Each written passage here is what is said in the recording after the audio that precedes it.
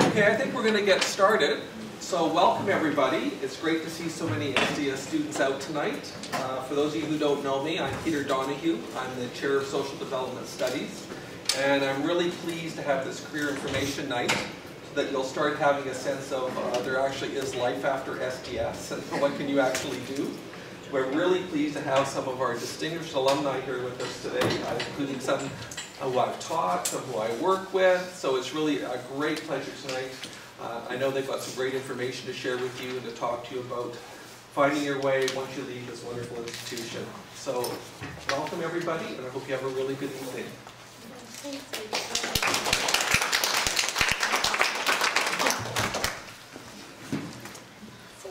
Well, have a good evening.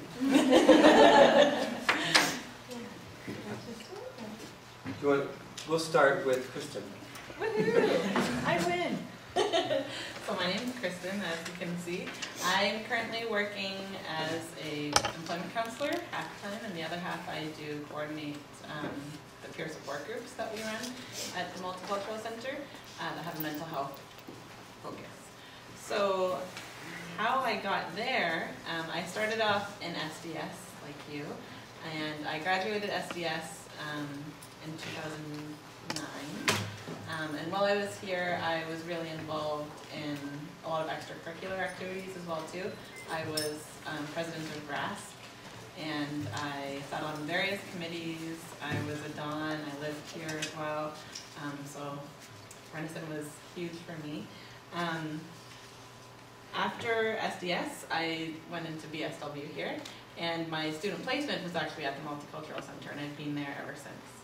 So originally it started out as a placement, then I got a short contract for a few months. It's a nonprofit organization, so everything's based on where they can get funding and everything. So it was a short contract, another short contract, and then after a year I became a full-time permanent employee. So, and yeah, so that's, I guess, how I got into my current position.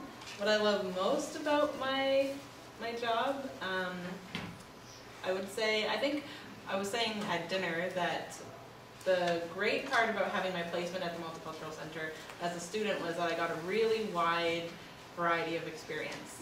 At the Multicultural Center, it's mainly a settlement organization, so they have settlement services for newcomers to Canada. So they're helping them with any sort of issue they might have as a new arrival and settling in, and that can include employment, it can include housing issues, it can include a wide variety of things. Basically, it's just a human who happens to be new to Canada, and humans face all kinds of different challenges. So I got my feet wet in lots of different areas,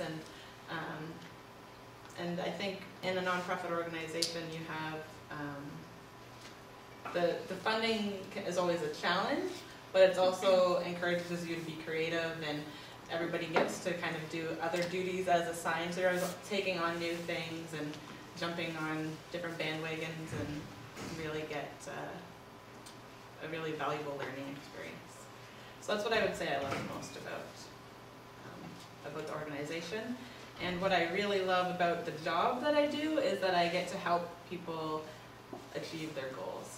So people come with dreams, and sometimes they get stamped on and there's lots of barriers that they're facing as newcomers, and I get to help them focus on their goals and help direct their path towards those. So that's something that I really like too.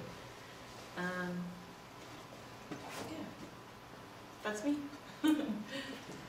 My name's Kevin Fox, and I think if I give you a bit of background, it'll show why I made some of the career choices I did.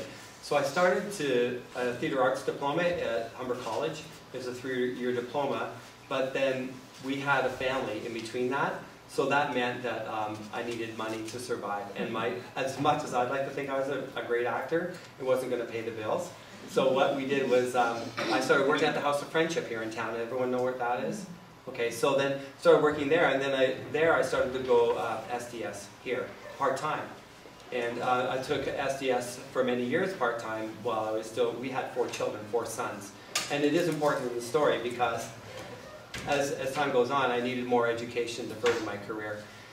So after the SDS, I started becoming a supervisor, which I'm doing right now. Different supervisor jobs, but at the region of Waterloo right now.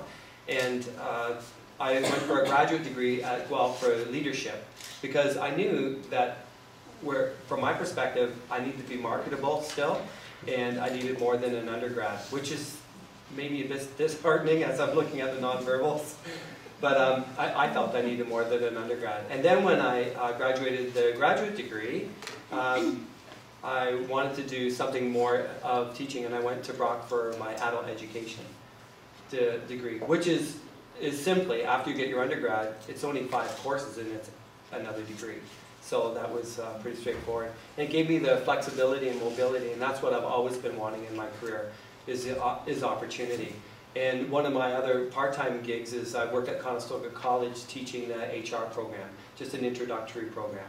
So in my full-time world, I'm doing this. I'm teaching HR, and then also I haven't for years, but I used to still do acting and murder mysteries. So it's always those passionate. You always just keep passionate. So I teach aerobics at the Y too. So it gives me a chance to yell at people. I yell at yeah. Oh, you didn't mention that. Well, it gives me something to do. It gives my point is that we have to follow our passion, right? So there's a theater part of me that wants to do stuff like that. So I get that worked out when I get to yell at innocent participants in the spin class. I know it sounds wrong given our background here, but so about my that's concerning, isn't it? Is anyone concerned yet? Oh, okay, sorry, Peter. What I love most about my job is I work I supervise now people who do the training. So they train the caseworkers for Ontario Works, which some people know to be welfare. So, so those people who are caseworkers, the team that I work with are it's almost like theater. They have to create training and information so that the caseworkers will be able to do their job. So very much of what we do is we're all working together all the time. Very creative process, passionate process. So I love that most about the job, is the people that I work with.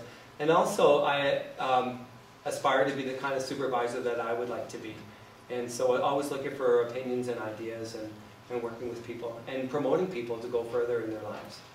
So that's my message, is to follow your passion. And while I'm doing that, I'm trying to read my cue card. Smile. Oh, sorry. You are a great actor. Other comments and thoughts, and this is our cue card. Why I told you I had the children is because life keeps weaving me into different education and career choices. Because having 4 children starts to make me think very differently about what I have to do or need to do. So always keep your options open and keep your mind open for different opportunities. Thank you. I just made that up. So I have the pleasure to be at the end of the bookends here. My name is Rose Padacz, and I'm the Director with Accessibility Services here at the University of Waterloo. So my pleasure and my passion is being able to engage on a daily basis with students studying across all academic programs, with wonderful faculty that we have across the creek, staff and others, certainly colleagues right across the province, to support students who might have an underlying disability or condition. So my current role as director, I have a great team. We live over in Needles Hall. Anyone been over to Needles Hall? Okay, so the main administration building. And there we have over 1,800 students who have connected with our office this year, who require some kind of support or academic accommodation. Excuse me, I just have to take another drink. We, with the team that I have, they have a wonderful background, and that's why it's so nice to meet with you tonight, because I think the beauty of the Social Development Studies program, it is so multidisciplinary between the social sciences that you get a nice breadth of education. And so my team that I have in my office, they have graduated in various areas.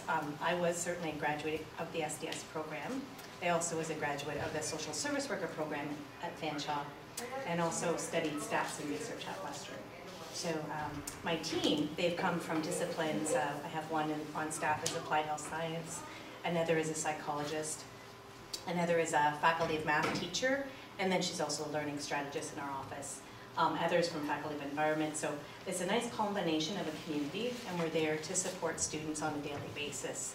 The work that I find that we do together is always looking at the academic potential. What is underlying someone's goals? What does the student want to achieve? How can we help them get there? And we're able to facilitate that on a daily basis, and I've been doing that for many years now. So what I can say to you as undergraduates, why I came to SDS as a program at the University of Waterloo is I was very much an eclectic. I couldn't discern or decide, do I want psychology, sociology, law, where do I want to go with this? So SDS certainly answered a lot of those questions for me, and so I think it's a wonderful program. I would encourage you, I noticed there was a booth outside tonight from the Career Resource Center.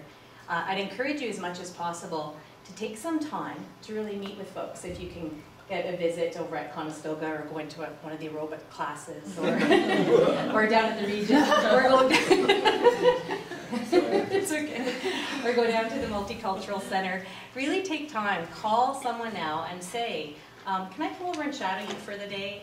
Do you have possible internships coming up? Can I volunteer? How can I be involved with your board? I'm a student within the community. I have a lot of passion, a lot of ideas. I'd like to really get involved in some way. And it really help you to foster where do you want to go? Because if you're in SDS, you might be an eclectic like myself and think, okay, there's a whole world, there's a whole smorgasbord out there, but where do I want to go? What do I want to do? Do I want to go on to graduate work? Or do I want to teach? What do I want to do? And I think it'll help you to answer some of those questions. So that's my background. Other comments I'd like to share is just the key message I think here was the passion. You know, do something that you enjoy.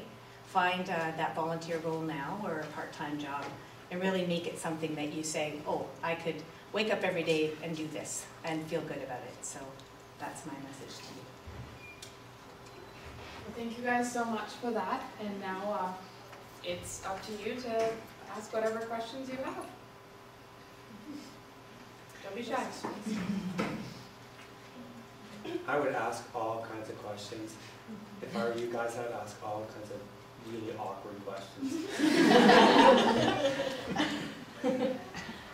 I'm not sure if you already went through your occupations before, but do you mind, Ms. Fox, explaining what exactly you do besides, like I know you said that you help people achieve their dreams, but can you go into Like the a little more specifics? detail? Yeah. So the main, I guess what I do most of the time is more of the employment side. And with that, we facilitate job search workshops. But the first step, I guess, to the job search program is coming for an assessment where you sit down with me. I'm mainly the assessor of the program, and we talk about what type of work the person's done in the past, what type of work they're looking to do in the future. Maybe it's the same thing, maybe it's different.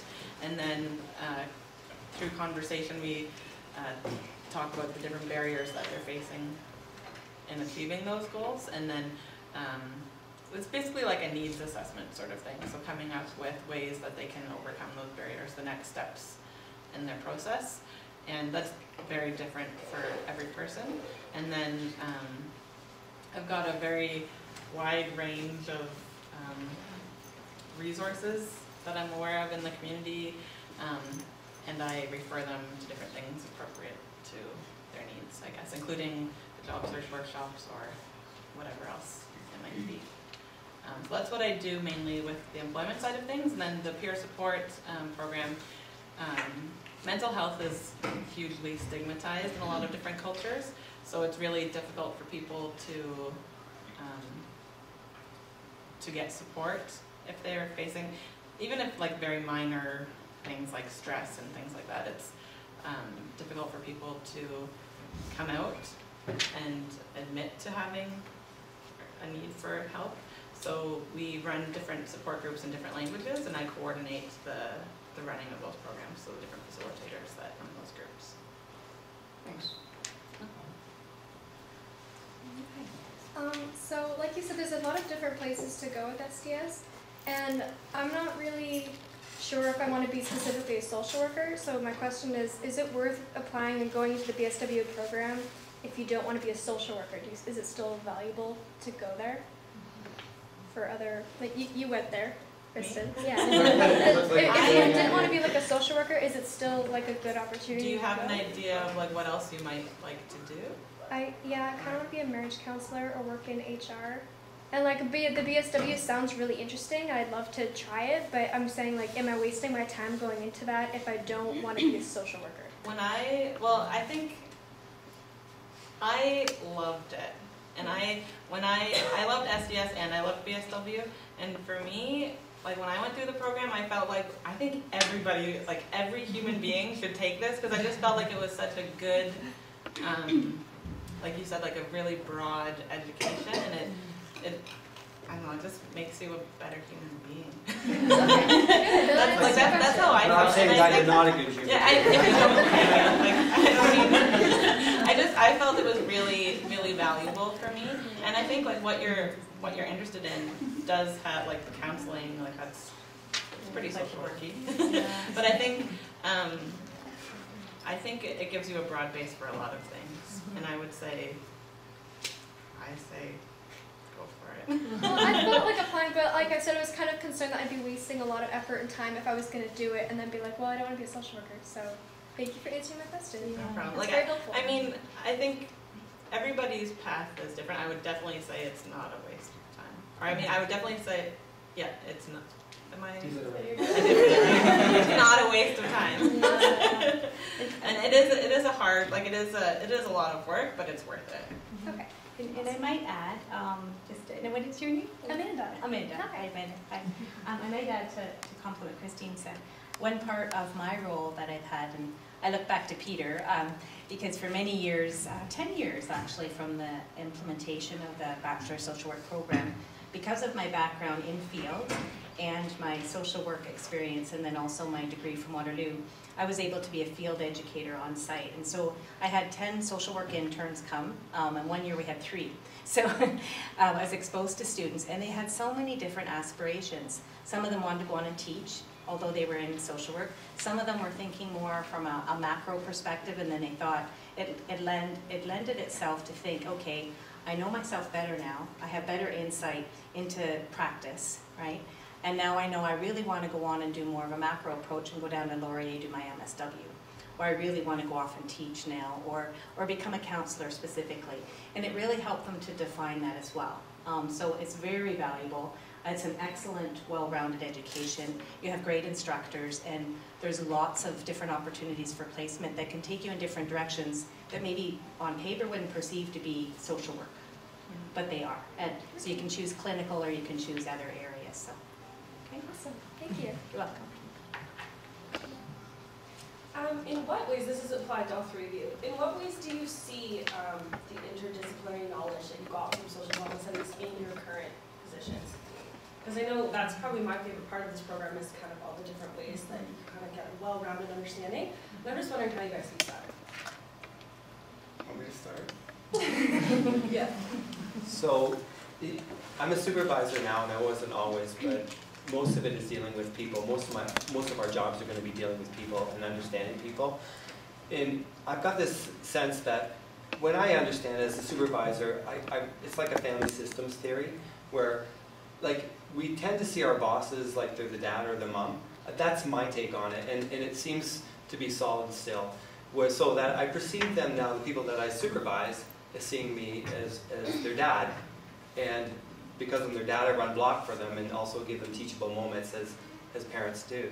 I wouldn't have had that perspective had I not taken SDS. I wouldn't have understood the social work background. Some of the psych stuff is really helpful, certainly with raising the children. Not that they were really bad. It's a grab bag of goodies that you're going to use the rest of your life, regardless of what career you've got. I understand people go from this degree on to law, or like you're wide open. It's, from my perspective, the best degree that if you want to work with people that you could get, because it's a good foundation on that pyramid of career that you want to build. Perfect,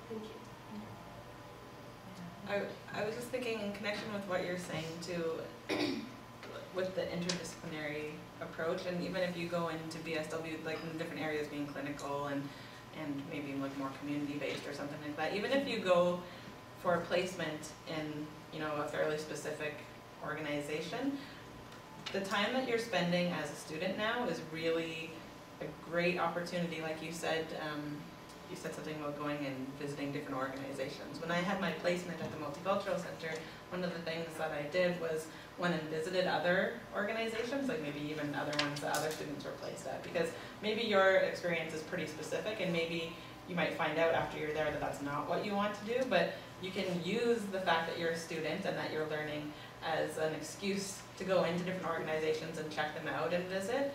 And something that we talk about in employment counseling and job searching is doing information interviews, where you're going and instead of being interviewed yourself, but going and asking somebody at an organization for information and advice on how they got into their job and that sort of thing. And I think that's a really good way to figure out what discipline maybe you want to pursue. I just want to add, based on both your, it's Amanda, right? You mentioned about going into HR. Like, so that's where I'd encourage people to go out and do information interviews. Because what I know about HR, depending where you are, it's all about the law. And it's all about, you might, some people, what I would have thought before, it's about helping people in that. From what I'm seeing, it is just about the law and enforcing the corporate law or whatever law. And so it might not be at all what you think it is. And I'm not discouraging from that because there's also organizational development in HR, right? So get those interviews in. And maybe I'll add, from a micro to macro perspective, daily I think certainly using applications of the law as part of our role on campus. I'm the Director of Accessibility Services, but I also wear the hat as the acting AODA coordinator.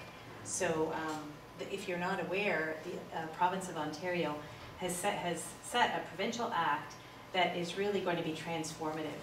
It's a paradigm shift from, and it's the first province to do this in Canada, to take a province to make it fully accessible by 2025. So in order to do that, there's a series of standards that have been rolled out. So each day I think, oh, I wish I was an architect today, because I have to work with the builders to look at architectural design. The courses in community development practice are so important. The ISS courses, your stats courses, they're imperative really, because you're always having to look at numbers and data and percentages and cohorts, and certainly the sociology, you're looking at different cohorts. How can I help them develop within the community on campus and within the university environment, and how can we transform processes together, and how can my psychology help me look intrapsychically or create a sense of empathy or understanding, or my social work courses, to be in a meeting and to really understand, well, what is the resistance to change here? Why is everyone in this culture trying to keep this homeostatic mechanism, and why do I need to be a champion for change at this meeting, and how do I bring that hat into that meeting? So SDS is so applicable there. Awesome. Thank you so much. You're welcome.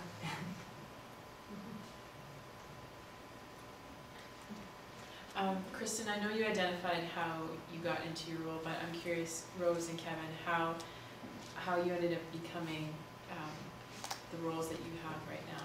Like, I know there was a bit of mention here, but just curious as to the steps and the path and the journey and how that worked. Do you want to go or do you want me to? Oh, sure. Yeah. I'm going to begin from when I was going. When you're two? Yeah. My steps, certainly when I was an undergrad, because I said I was involved in thinking, wasn't sure social work, maybe become a psychologist, maybe teaching, wasn't sure.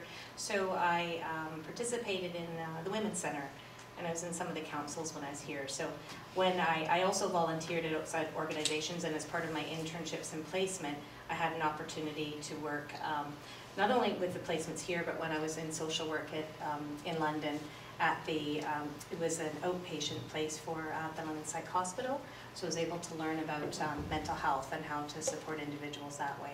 Also became connected with the Independent Living Center, so one of the first, my pathway after graduation was really connecting with them, and we proposed to launch one of the first sites on campus at the University of Waterloo for students with spinal cord injuries, so that they could live on campus for a 24-hour support care program. And it was the first of its kind in Canada. So that was part of one of my research projects. and then I became the supervisor for that, and then launched that, and that connected to the department that I'm in currently to become an advisor many years later, and then the director. So that's Okay, there's going to be a test on this afterwards. Ready? Hope you're taking notes. So that's why I told you about that I had the 4 children, because it does play into this. So I started as a career after social development studies. I was at the House of Friendship, but I had to go work at the province because there wasn't, frankly, enough, although I love the House of Friendship, and still to this day I think it's a great organization, but they didn't pay enough money for me with the 4 children. So I felt like I sold my soul. Is this on tape? Oh, it is on tape. Oh, I'm just kidding about that. I didn't sell anything. So I went to work for the government. I had to. Like I had to go work for the government. They paid, at that time, I think about $15,000, $20,000 more, and it made a real difference. And so then I was vocational rehabilitation. At the House of Friendship, I was an addictions vocational counselor. Then I went to the province and I was a vocational rehab counselor. And then I had to get a full-time job because that was important, because the kids still wanted to eat. It was like a common theme. So years and years of it. And so then I became a family benefits worker, like as a frontline social worker, which is now known as ODSP. And then at one point, FBA, family benefits, became ODSP. And this is what's really important for you to take away. One of the lessons or considerations for tonight. I was laid off when that program switched, but the province, because they're cruel, they give you 6 months notice of when you're being laid off. And it sounds like it's not cruel, but really 6 months, you feel it. Here's me, 4 children, not knowing what I'm going to do in 6 months, and I needed a job. So I waited it out, and then I actually got a position that opened up because someone else chose a different package. So I got to stay in the province, but I was determined then I would keep moving on jobs because I would never be a sitting duck again. That's why I continued. In fact, I'd been only halfway through my SDS, and I figured, I got enough. But then I finished my SDS degree then. And then I became a provincial auditor, like auditing programs. And then I went on to licensed child cares and group homes and foster agencies for the province. Finished off my degree. And then after working in the province, licensing those programs, I went to the region of Waterloo, which is an excellent employer if you're ever looking for a place to go. And so I wanted to be a supervisor there, so my goal was to become a supervisor at the region of Waterloo. And then I got my graduate degree because I knew, again, for my marketability. Again, remember the scare of being laid off? That certainly had an impact on me. So I got my graduate degree, and then the province asked me to go back, so I went back there for 8 months to essentially be the boss of the people that I used to work with. That was exciting. They were good to me. And then I came back to my job in home childcare, children's services. That's what I've been doing at the region of Waterloo. Then the position opened up to supervise the people who are trainers at the region. And then simultaneously a colleague of mine said, do you want to co-teach HR with me? So that's kind of my career path. So the test is, what was it? No, I'm just kidding. So yeah, so it's a... So when you said you initially started with the government, was it doing the type of work that was parallel with SDS, or was it something completely different? It was parallel with the SDS. In fact, a lot of the people, the caseworkers, a lot of them have SDS. Like, it's quite common. It's quite a degree that you can move around with. Some have psych, and but what happens when you work for the government? A consideration is it's a bureaucracy, and a lot of people go into SDS or social work to help people. And yes, we are helping people at the region of Waterloo, and we're a great organization, but it is very administrative. So as you continue to choose your career, as always remember, there's the upside is that it's got great pay, good benefits, nice place, but it's very administrative. So, is that helpful? Yes, thank you. Welcome. Well, that was a showstopper, wasn't it?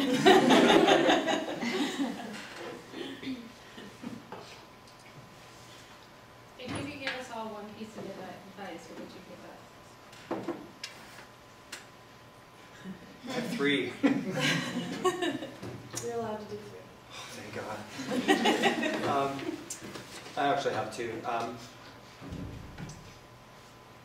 Market yourself is really the thing. So I got the graduate degree, and this is naive, and I think I was about 50 when I got it, and I thought that people would drop kick down the door and drag me into their workplace. I really did, and you'd think I would know better.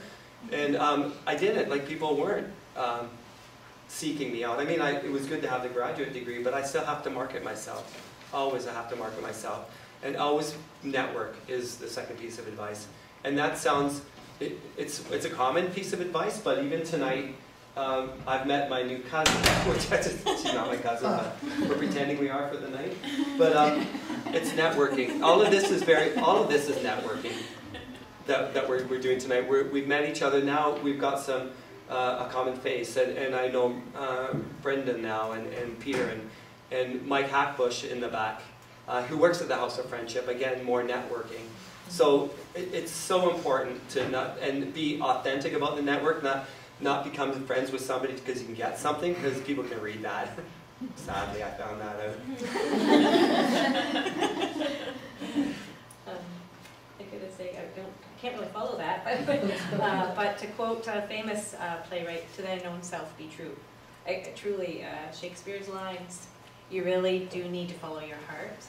Be thoughtful, be sincere in your integrity, and that'll go a long way. And your essays, your proposals, don't ever throw them out. I'm serious, you might think now, why did I write that abstract concept, or what was I thinking about when I did all that research? I'm not writing a dissertation, which sometimes I thought I was doing because I put so much dedication into that work that I never wanted to finish it. But you'll never know when a good idea could be available to partner with someone in the community, and I see you nodding your head, so write those essays. So really, all your research and things you're doing now, it's not going to be a waste. It's lifelong learning, so, and connections. I'm glad there are 3 people up here, because the one piece of advice, I'm glad you said some other really key things. The one thing that I would say, when I was in SDS and when I was in BSW, you hear self-care a lot. It will come up many, many times, and sometimes I would think, like, yeah, I know, like, I can do yoga, I know, you know, it's not about learning how to do yoga or anything like that. It's about just actually remembering the importance of doing it, like, of practicing self-care. Looking back, I wish I had taken more notice of that. It's really important, and I think there are many different ways. It's not just about, you know, doing yoga or taking some time to yourself, but even in your practice, setting boundaries and things like that. Being the people who we are, and in this program, you care about people, and it's really easy when you care to do too much sometimes, and I think it's important as early on as possible to make sure you're setting clear boundaries with your clients, with your coworkers, with yourself, and making sure you're setting realistic expectations. So I would strive for that. And you'll find the boundaries somehow. You'll find them. Yeah, it hurts. Yeah. Yeah. Lifeless. Anyone want to know my social insurance number? What was the graduate work you mentioned that you did? Stand-up comedy. I know. When I'm stressed, I have a bizarre sense of humor. Leadership. So, is that what you were asking? Yeah. I thought that leadership was really neat. What inspired me, I had this boss who was really good, who worked at the province, Bonnie Corey, and she was just amazing. It was fun working with her. We would have worked all the hours in the world. It didn't matter. She was great. And we all loved each other as a team, like a happy family, not dysfunctional. Like, it was great. I wanted to be just like Bonnie Corey when I grow up. Like, I mean, I still do, right? Well, not just like her. I mean, like, there's some caveats to that, of course. But yeah, look for somebody who you find a mentor. Oh, there's a good piece of advice. Find somebody that you like and tell them you like their work, or who they are and what they're about, and say, can you be my mentor? Like, that is, Bonnie has been my mentor, and my colleague who I co-taught with, Candace Gowdy, has been my mentor. And you grow out of the mentorship relationship eventually, but find somebody. It's worth gold. It is really worth gold. Do you have mentorship programs at the U of W? Yes, we do. See? I'm gonna, Yeah. yes. And certainly we have, I think even from recruitment, I'm not sure if Renison is doing that as well. I believe you are, but something that's happening on main campus, even from the time students, I mean, today it's really rough and tough for a lot of high school students. They're confused as to where to go with their future. There's so much that's available for them. It's such a digital media world, and so what Waterloo does as part of a recruitment campaign, it'll be in the day of the life of, or it can last over several days, but any student who's applied to any faculty, they can shadow faculty, they can go to sample lectures, they'll peer them up with someone in the program, they'll peer them up with staff, and they spend some time figuring out what part of engineering do they want to be in, what part of environment do they want to look at, global warming, climatology, whatever that is. And I'm not sure, is that happening at Renison, Peter? Is there? We do different variations on that. I know coming up next year, they're planning to bring 50 high school students to spend overnight and spend a day in lectures and at night at residence and do those things. Yeah, so it's very helpful. You get a realistic approach sort of to your future before making those big decisions. And now what they're doing while students are at Waterloo is they're really connecting with faculty. They'll have suds and buds. So you come, sorry, but not promoting beer because I don't drink beer. But sorry, well, what do you drink? No, sorry. Sorry. No, sorry. But they'll have faculty and math, for example. They'll have where you come out and meet with your faculty, and it's a mentorship program. You get to know them. How did they decide to go on and do a PhD? It's a big decision to go on to decide to do research and to publish and to teach. And you really have to be dedicated to finish that dissertation, as you can learn from Peter. But it is something certainly, you know, again, I guess it's just taking the time, the mentorship roles you develop, and just having those really nice conversations about your interests with people. Just have a nice dialogue.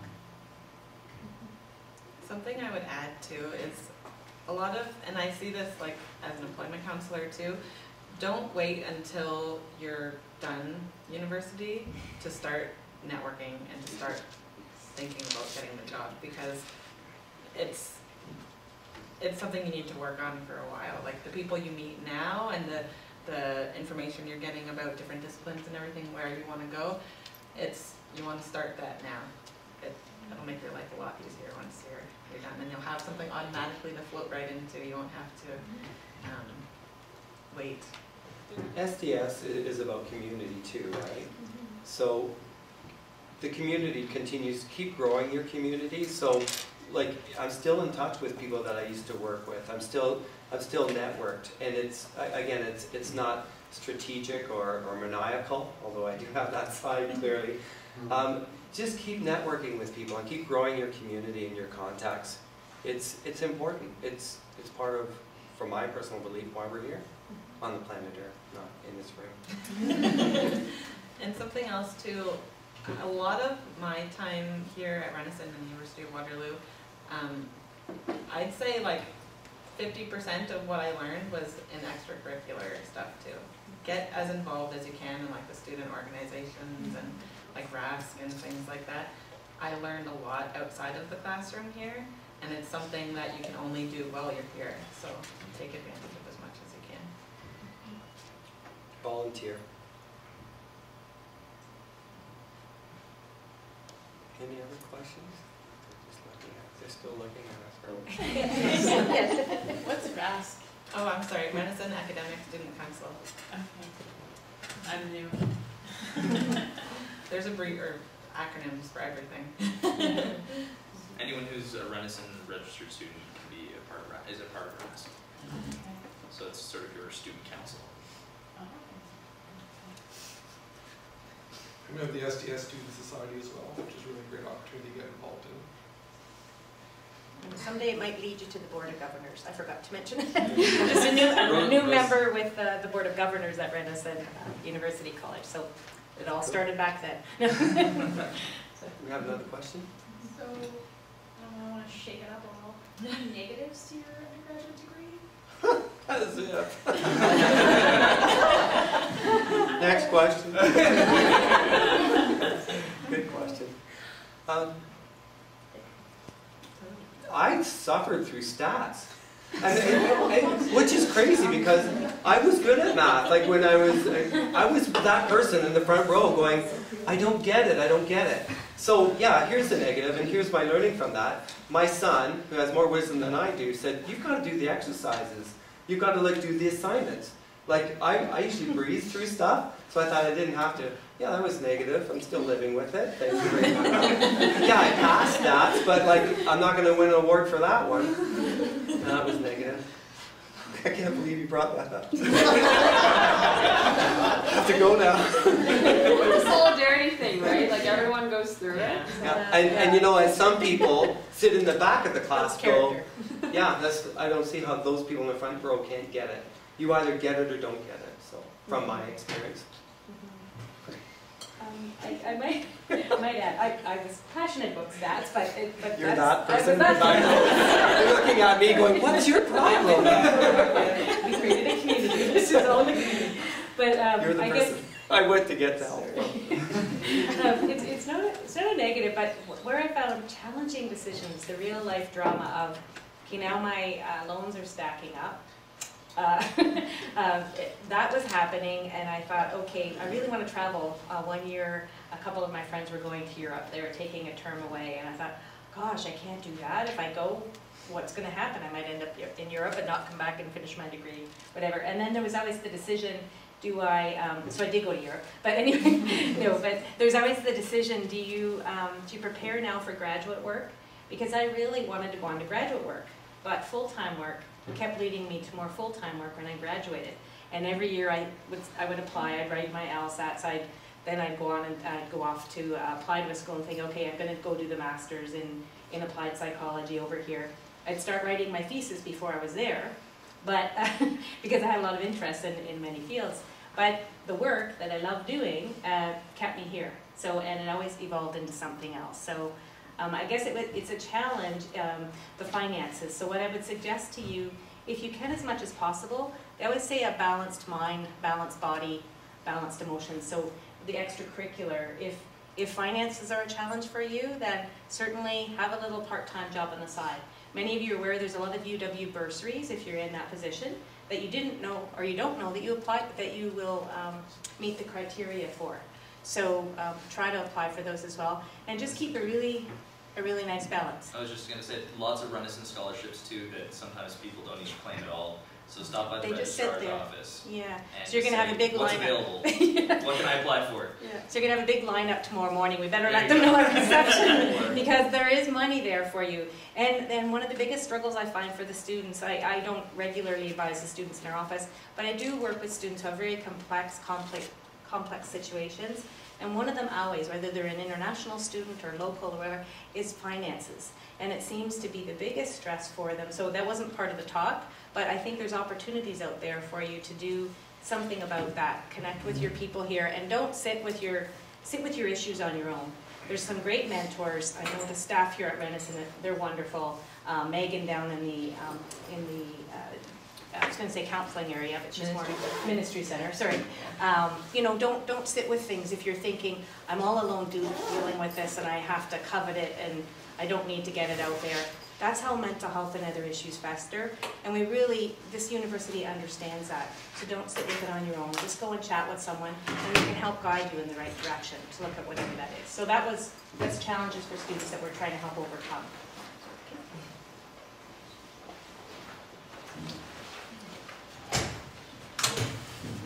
Should I go up there?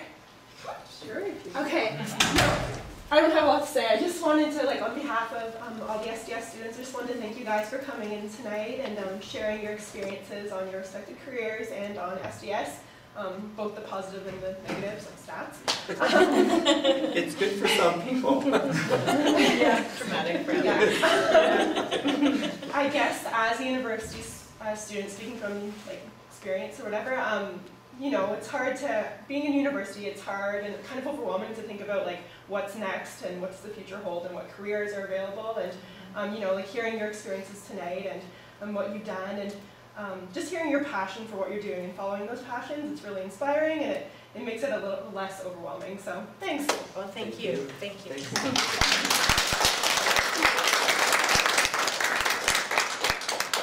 For those of you who don't know me, my name is Brendan Bedford. I'm the Alumni and Development Officer here at Renison, and former Renison student and Renison resident as well. So just wanted to thank you guys so much as alumni for coming back.